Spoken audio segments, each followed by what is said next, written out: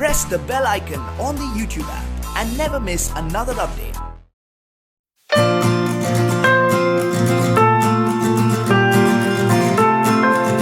Hello and welcome to Phoenix Educare. Welcome to the second part of the chapter, Historiography Development in the West. So in the second part, we will study about modern historiography. We will study about the main characteristics of modern historiography. So I hope you have understood what is historiography. We have studied about historiography in the first part. So in the second part, we will study about main characteristics, 4 main characteristics of modern historiography. This is very important question. This comes for 4 marks in exam. So method is based on scientific principle. It begins with the formation of relevant questions. So whenever we are studying history, जब भी हम history के बारे में study करते हैं तो कोई भी चीज़ हमें मिलती है, कुछ भी पुरानी चीज़ मिलती है तो हम उसे ब्लाइंडली एक्सेप्ट नहीं करते. उस चीज़ों के ऊपर हम क्वेश्चंस पूछते हैं, रिलेवेंट क्वेश्चंस फ्रेम करते हैं और क्वेश्चंस पूछते हैं. क्वेश्चंस पूछ के हमें पता लगता है कि ये चीज़ सही है या गलत है. ठीक है. So it is based on scientific principles. Science के बेसिस पे हमें क्वेश्चंस पूछना चाहिए, ब्लाइंडली किसी भी चीज़ों को एक्सेप्ट नहीं करना चाहिए. ठीक है. This questions are anthropocentric. Anthropocentric मतलब क्या? एक स्टडी होता है एंथ्रोपोलॉजी. हिस्ट्री कैसे एक सब्जेक्ट है, वैसे एक एंथ्रोपोलॉजी सब्जेक्ट होता है. एंथ्रोपोलॉजी ह्यूमन बींग्स के जो डेवलपमेंट है उसके बारे में बात करता है, उसके बारे में स्टडी करता है. सो एंथ्रोपोलॉजिक क्वेश्चंस होना चाहिए. तो क्वेश्चंस कैसे होना चाहिए? एंथ्रोपोसेंट्रिक मतलब ह्यूमन बींग्स ने कैसे कैसे डेवलपमेंट किया उसके बारे में क्वेश्चंस हमें पूछना चाहिए. ये किसी भगवान के वजह से या फिर किसी डिवाइन शक्ति के वजह से कुछ हुआ है, ठीक है, ऐसे कुछ नहीं है, ऐसे कुछ नहीं होता है. ह्यूमन बींग्स ने ही बनाया, उस हिसाब से हमें क्वेश्चंस करना चाहिए. सपोज हमें कोई एक बड़ा मंदिर मिला तो मंदिर किसी इंसान नहीं बनाया होगा, किसी ह्यूमन बींग नहीं बनाया होगा, तो उस हिसाब से हमें क्वेश्चंस पूछना चाहिए. ताकि किसी एक भगवान ने बनाया, किसी ने प्रकट होकर कुछ एक दिन में मंदिर बना दिया, ऐसे सब नहीं होता है. ये एक कहीं सुनी बातें होती है. Whenever we are studying history we should work on scientific principles. Scientific principles के बेसिस पे, उसके हिसाब से ही हमें स्टडी करना चाहिए. This questions are anthropocentric. It means that this questions are about the deeds of members of ancient human societies. Human societies मतलब क्या? जो हमारे एंसेस्टर्स थे, हमारे पूर्वज थे, उन लोगों ने ही उनके डीड्स मतलब क्या? उनके कर्म. उन्होंने ही कुछ काम करके ये चीज़ें बनाई है और ये कुछ किया है. जैसे हमें केव मिला तो केव अपने आप तो नहीं बनी है. ठीक है. अगर मैन मेड केव है तो अपने आप तो नहीं बनी है, किसी मैन या किसी ह्यूमन बींग ने ही बनाया है. तो उनके जो डीड्स है, उनके जो कर्म है, उसके वजह से ही वो बनाए. ठीक है. तो deeds of members of human societies of a particular period. History does not suggest any inter relation between divine and human deeds. History ऐसे नहीं बोलता है कि ये डिवाइन मतलब क्या? किसी शक्ति के वजह से हुआ है या किसी भगवान के वजह से हुआ है, ऐसे ही हिस्ट्री में नहीं मानता है. हिस्ट्री मानता है कि ये किसी ह्यूमन बींग ने ही किया होगा. ठीक है. तो ह्यूमन डीड्स मतलब क्या? ह्यूमन बींग्स का जो भी कर्म है, ह्यूमन बींग्स ने जो भी चीज़ किया है, उसके वजह से ही आज हमें कुछ टेम्पल्स या फिर कुछ केव्स दिखने मिल रहा है. Answer to this questions are suppose to be reliable evidence. जो भी हम आंसर्स क्वेश्चंस पूछेंगे, जैसे हमने स्टार्टिंग में देखा कि क्वेश्चंस पूछेंगे हम, ठीक है, तो क्वेश्चंस पूछेंगे तो क्वेश्चंस का आंसर हमें एविडेंस के साथ देना चाहिए. एविडेंस मतलब क्या? प्रूफ के साथ आंसर देना चाहिए. ठीक है. अगर किसी ने बोला कि ये फोर्ट है, ये फोर्ट 100 साल पहले बना हुआ है, 400 साल पहले बना हुआ है. ठीक है. तो 400 साल पहले बनने के लिए हमें कुछ एविडेंस देना पड़ेगा कि ये, उससे पता चलेगा कि सच में ये जो फोर्ट है ये 400 साल पहले बनाया है. So whenever we are studying history we should have some evidence, reliable evidence. History presents a graph of mankind journey with help of past human deeds. Mankind का जर्नी मतलब क्या? ह्यूमन जो रेस है, ह्यूमन बींग्स हैं हम, तो उनका जो जर्नी है, कैसे हुआ, कैसे कैसे उनके ऊपर, उनके अंदर डेवलपमेंट होते गया, ये हमें हिस्ट्री से पता चलता है. ये ह्यूमन बींग्स के जो डीड्स है, उन ह्यूमन बींग्स के जो कर्म है, उसके वजह से कैसे कैसे उनके लाइफ में चेंजेस होते गए, क्या स्टेप बाय स्टेप कैसे चेंजेस होते गए, ये हमें पता लगता है जब भी हम हिस्ट्री स्टडी करते हैं. So this is very important question. 4 main characteristics of human modern history, modern historiography. Next is history. ये हिस्ट्री वर्ड कहाँ से आया? सो history is originally a Greek term. Herodotus नाम का एक हिस्टोरियन था जिसने 5th सेंचुरी BCE में एक बुक लिखा था जिसका नाम है द हिस्टोरिस. जो हिस्टोरिस बुक के ऊपर से नाम आया history. So history is a Greek term और Greek word. Development of scientific perspective in Europe and historiography. Europe में जो साइंटिफिक पर्सपेक्टिव था, साइंटिफिक तरीके से सोचना कब चालू हुआ, ये हम बात करेंगे. सबसे ज़्यादा देखो आप जो थिंकर्स है वो सब यूरोप या वेस्टर्न कंट्रीज़ के ज़्यादा है. वहाँ एजुकेशन सब, वहाँ डेवलपमेंट ज़्यादा हुआ. अपने यहाँ भी थे, लेकिन इनके बारे में हम बाद में नेक्स्ट चैप्टर में पढ़ेंगे. Till the 18th century CE, Europe had achieved a remarkable progress in the field of philosophy and science. So 18th century common era में यूरोप में बहुत ज़्यादा प्रोग्रेस हुआ था साइंस में, फिलोसॉफी में. ठीक है. Scholars by then had come to believe in possibility of studying the social and historical truths by applying scientific method. तो उसके पहले यूरोप में जो भी क्या उनको क्या लगता था कि ये सब भगवान ने किया है, जो भी भगवान में वो मानते हैं वो उसके वजह से हुआ है, जो बुक में लिखा है वो जो उनकी भी होली बुक्स है उसमें लिखा है वो सब सही है या गलत है, वो ऐसे वो मानते थे। लेकिन जब भी वो साइंस के बारे में स्टडी करने लगे, फिलोसफी के बारे में स्टडी करने लगे, तो उनको पता चला कि नहीं, ये हिस्ट्री हम स्टडी कर सकते हैं साइंटिफिक मेथड से, साइंटिफिक वे से वो हिस्ट्री स्टडी करना चालू कर दिया। अगर उनको किसी ने बोला कि ये पेपर है, ये पेपर 400 साल पुराना है, तो वो ब्लाइंडली एक्सेप्ट नहीं करेंगे। पहले क्या बोले, पहले कैसे बोलेंगे कि किसी ने मुझे बोला है, किसी संत ने बोला है तो ये सही होगा। बाद में साइंटिफिक टेम्पर आने के बाद उन्होंने खुद रिसर्च करना चालू कर दिया। So they started applying scientific method, scientific method में ही हम रिसर्च सब करते हैं। Now philosophical discussion focus more and more on objectivity in history and historiography. So philosophical जो डिस्कशंस थे वो ज़्यादा करके हिस्ट्री में जो हिस्ट्री में स्टडी करना, हिस्टोग्राफी स्टडी करना, अलग अलग प्रूफ लाना, एविडेंस लाना, उसके बेसिस पे स्टडी होता था। ठीक है, पहले ऐसे नहीं था। पहले माना जाता था कि ये गॉड के वजह से हुआ है, ऐसे सब माना जाता था। बाद में लेकिन साइंटिफिक वे से स्टडी करना स्टार्ट कर दिया उन लोगों ने। ठीक है, in 1737 CE Gottingen University was founded in Germany. Germany में एक यूनिवर्सिटी स्टार्ट हुआ था जिसका नाम है गॉटिंगन यूनिवर्सिटी। गॉटिंगन यूनिवर्सिटी में पहली बार एक हिस्ट्री का अलग डिपार्टमेंट स्टार्ट हुआ कि जिसमें हिस्ट्री की पढ़ाई होती थी। This university for the first time had an independent department of history. Later, other German universities also became centers of historical studies. तो पहले हिस्ट्री को इतना इंपॉर्टेंस नहीं था, उनको लगता था कि हिस्ट्री क्या पढ़ना, ये सब चीज़ें भगवान के वजह से हुआ है या किसी बुक में जो लिखा है उसके वजह से हुआ है। लेकिन बाद में उन्होंने जैसे स्टार्ट किया स्टडी करना, साइंटिफिक वे से स्टडी करना स्टार्ट किया, तो उन्होंने अपने यूनिवर्सिटीज़ में हिस्ट्री का अलग डिपार्टमेंट स्टार्ट किया। आज भी आप कोई भी यूनिवर्सिटी में जाओगे तो आपको अलग अलग डिपार्टमेंट्स मिलेंगे। हिस्ट्री का अलग डिपार्टमेंट मिलेगा, साइंस का मिलेगा, ज्योग्राफी का मिलेगा, पॉलिटिकल साइंस का मिलेगा। ये स्टार्ट हुआ था जर्मनी में, गॉटिंगन यूनिवर्सिटी में। ठीक है, now we will talk about notable scholars, जो थिंकर्स थे, जो उस टाइम के जो हिस्टोरियंस थे, थिंकर्स थे, उनका क्या मानना था, उनका हिस्ट्री स्टडी करने का तरीका कैसा था, ये हम देखेंगे अभी। First is Rene Descartes. He was born in 1596, died in 1650. Rene Descartes was the foremost among scholars who insisted on verifying the reliability of historical documents by critically examining them.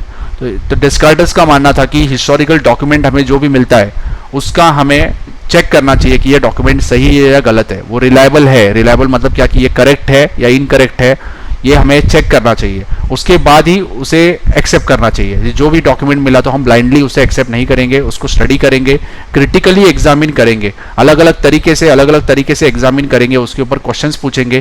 Questions पूछने के बाद हम अलग अलग research करेंगे और बाद में एक्सेप्ट करेंगे कि ये जो डॉक्यूमेंट है ये सही है गलत है। ठीक है, पहले क्या करते थे लोग, किसी संत ने बोल दिया कि ये सही है तो सही है, ऐसा मानते थे। लेकिन बाद में जो थिंकर्स थे या जो हिस्टोरियन थे उन लोगों ने क्वेश्चन करना चालू कर दिया, चैलेंज करना चालू कर दिया। ठीक है, रेने डेस्कार्टेस का बुक है डिस्कोर्स ऑन द मेथड। ये बुक याद रखो, रेने डेस्कार्टेस का बुक है discourse on the method. This is very important. ये इनकरेक्ट पेयर या fill in the blanks multiple choice questions में भी आता है। Never to accept anything for true until all grounds of doubt are excluded. Descartes का मानना था कि किसी भी चीज को सच मत मानो जब तक तुम्हारे सारे डाउट्स उसके बारे में क्लियर नहीं हो जाते। तुम्हारे मन में अगर थोड़ा भी डाउट है तो उस चीज को सच मत मानो, उस डाउट को सॉल्व करने का कोशिश करो। सॉल्व होने के बाद अगर आपको लगता है कि ये सही है तो सही मानो। ठीक है, so never to accept anything for sure till all grounds of doubts are excluded, ये डेस्कार्टेस का मानना था। Next is Voltaire. Voltaire is very very important. He was from France. Voltaire born in 1694, died in 1778. So Voltaire's original name was Francois Marie Alaout. French pronunciation अलग होता है तो आप spelling याद रखो, एग्जाम में कभी कभी आता है, ज़्यादा ये इतना इंपॉर्टेंट नहीं है। He was French. Voltaire was the founder of modern historiography, ये इंपॉर्टेंट है। अगर आपको क्वेश्चन किसी ने पूछा कि who is called as father of modern historiography, तो आंसर आएगा Voltaire. So Voltaire was the father of modern historiography. Voltaire क्यों फादर है, why is considered as father of modern historiography, ये गिव रीजन भी आता है। सो ये 3 पॉइंट्स आपको लिखना है, I will explain. Voltaire said that along with objective truth and chronology of historical events, chronology basically क्या होता है कि एक चीज़ों के बाद एक चीज़ होते जाती है। जैसे हमारे कंट्री में अगर आप देखोगे तो कैसे कैसे इवेंट्स होते गए, कैसे कैसे डेवलपमेंट होते गया कि पहले मुगल्स का रूल था, उसके बाद मराठास थे, उन्होंने मुगल्स के साथ फाइट किया, मुगल्स वीक हो गए, मराठा स्ट्रांग हो गए। उसके बाद ब्रिटिशर्स इंडिया में पहले से ही आए थे लेकिन उन्होंने भी अपना डोमिनेंस क्रिएट करना कोशिश कर दिया, तो ब्रिटिशर्स ने अलग अलग किंगडम्स को हराया। जैसे मराठास को भी अल्टीमेटली लास्ट में मराठास को हराया, बाद में उन्होंने इंडिया के ऊपर कब्जा किया, बाद में हमारे लोगों ने उनके अगेंस्ट फ्रीडम स्ट्रगल किया, उनको भगा दिया यहाँ से। तो ये इवेंट्स है, क्रोनोलॉजिकल इवेंट्स है, मतलब क्या एक के बाद सीक्वेंस में जो हुआ है उसे बोलते हैं क्रोनोलॉजी। ठीक है।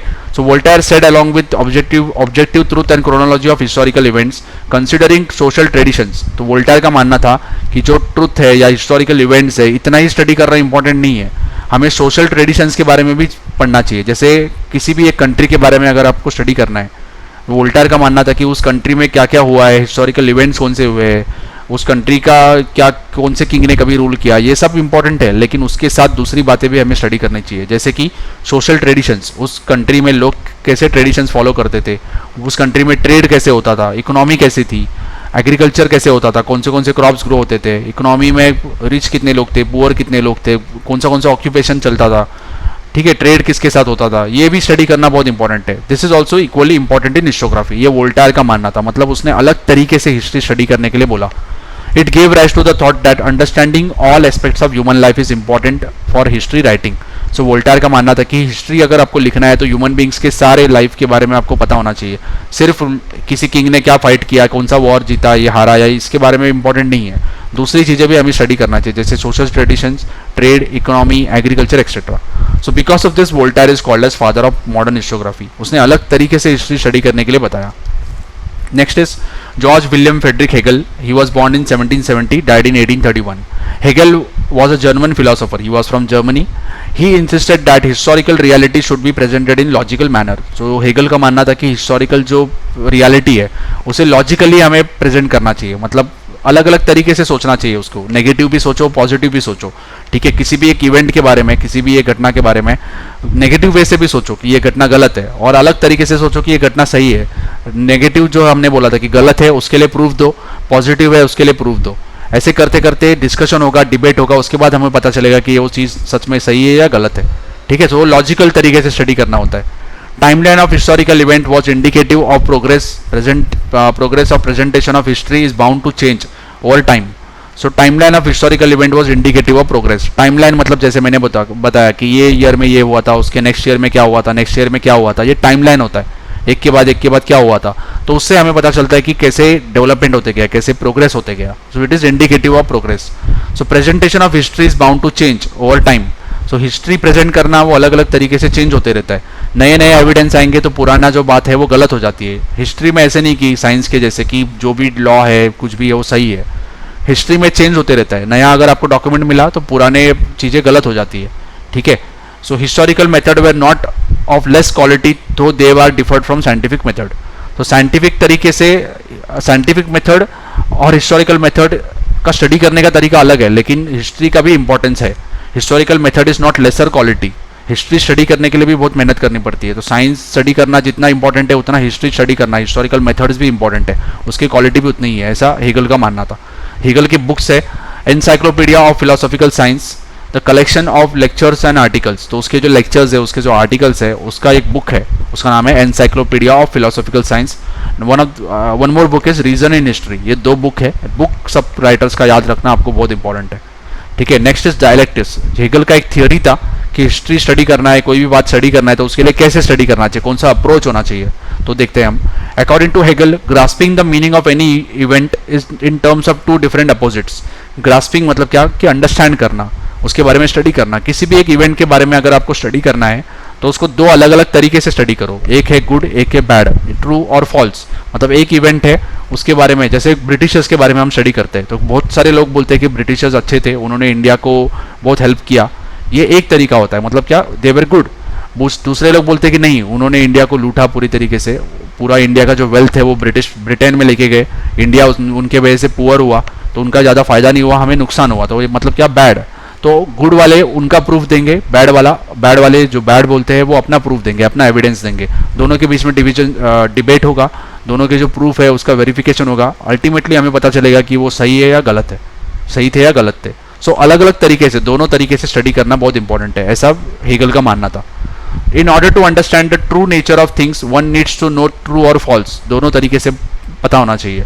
Similarly good and bad, this method of analysis which is based on opposite is known as dialectics. Dialectics theory क्या है? अपोजिट पे ऊपर बेस होता है कि अपोजिट की एक चीज सही है, एक चीज गलत है, उसका अपोजिट है.